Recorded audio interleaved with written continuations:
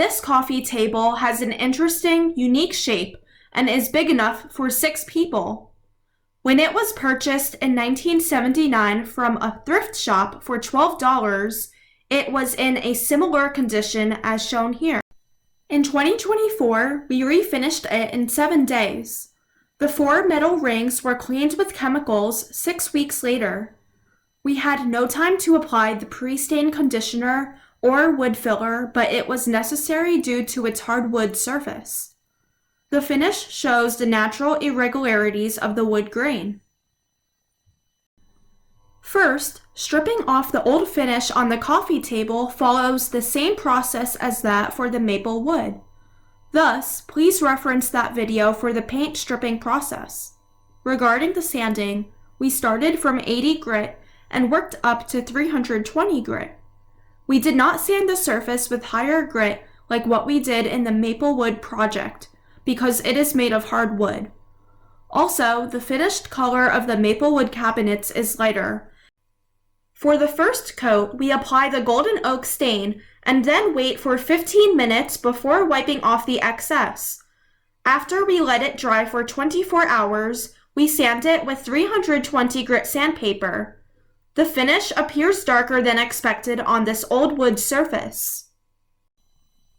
For the second coat, we apply the natural stain because we do not want the finish to look darker than that of the first coat. The table's big and flat surface makes it easy to use an ox hair brush for staining. For the third coat, we again apply the natural stain.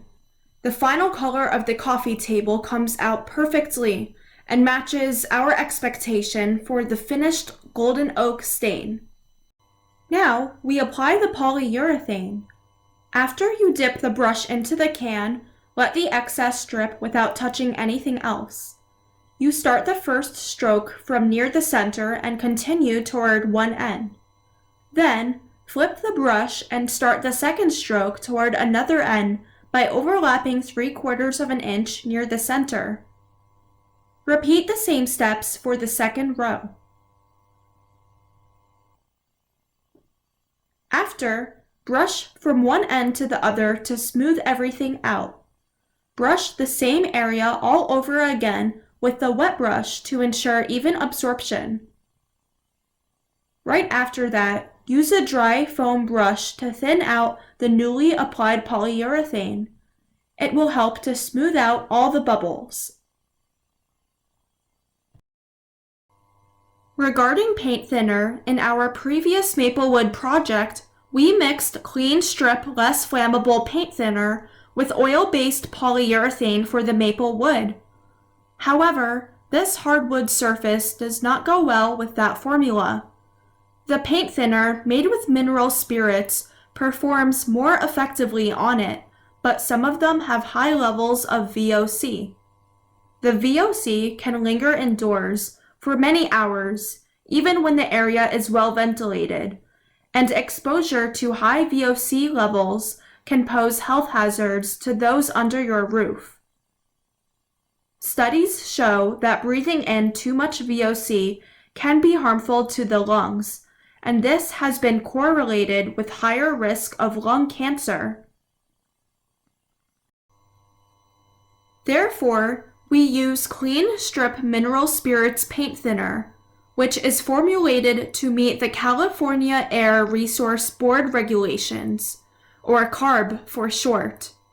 It does not contain acetone, which significantly lowers the level of VOC.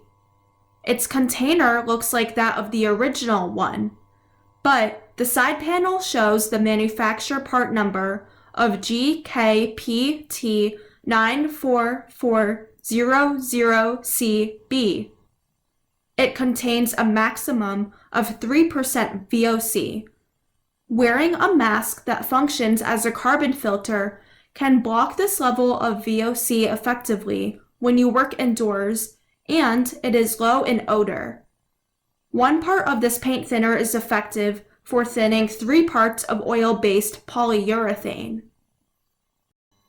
Because our ox hair brush is not dense enough for applying polyurethane without showing brush marks, We use high-density, good-quality foam brushes for this project. A brush that is not dense enough can easily cause brush marks.